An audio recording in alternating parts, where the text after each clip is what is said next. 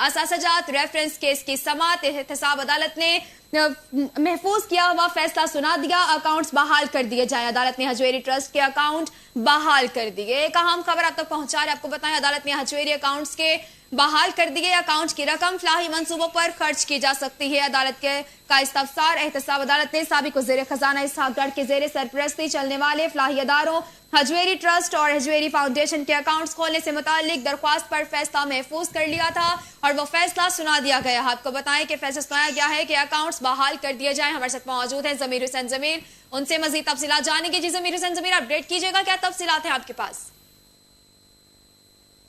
आज इंसाफ अदालत ने केस की समाअत की और हजवेरी ट्रस्ट है उसके अकाउंट्स के हवाले से आज इस समाअत की गई है। प्रोसिक्यूटर नैब ने दलाइल भी दी है और ये कहा गया कि इदारा जो कि अच्छे मकसद के लिए बनाया गया था उसको गलत इस्तेमाल किया जा रहा है। इसहाक डार के वकील ने कहा कि अकाउंट्स मंजमद होने से फलाही मंसूबों में मुश्किलात पेश आ रही है और मजीद इस पे आज काफी देर तक तफसीलात जारी रही, बहस जारी रही, जिस पे इंसाफ अदालत के जज मोहम्मद बशीर ने केस की समाअत की और फैसला महफूज कर दिया और कहा गया था कि ये फैसला महफूज कर दिया गया जो कि कुछ देर बाद सुनाया जाएगा और अब वो फैसला सुना दिया गया। हजवेरी ट्रस्ट के जो अकाउंट्स हैं उनको बहाल कर दिया गया है क्योंकि उसमें तफसीलात भी बताई गई है कि हजवेरी ट्रस्ट के थ्रू जो है लोगों को जो है वो फायदा हो रहा है और ये हजवेरी ट्रस्ट जो है ये डायलिसिस के लिए 6 से 7 करोड़ रुपए अस्पतालों को भी देता है, फलाही मंसूबे हैं।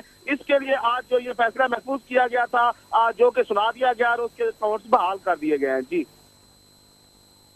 मौजूद है जो हमें तफसीलात से अपडेट कर रहे थे। आपको बताया एहतसाब अदालत ने साबिक वज़ीर खजाना इसहाक डार की जेर सरपरस्ती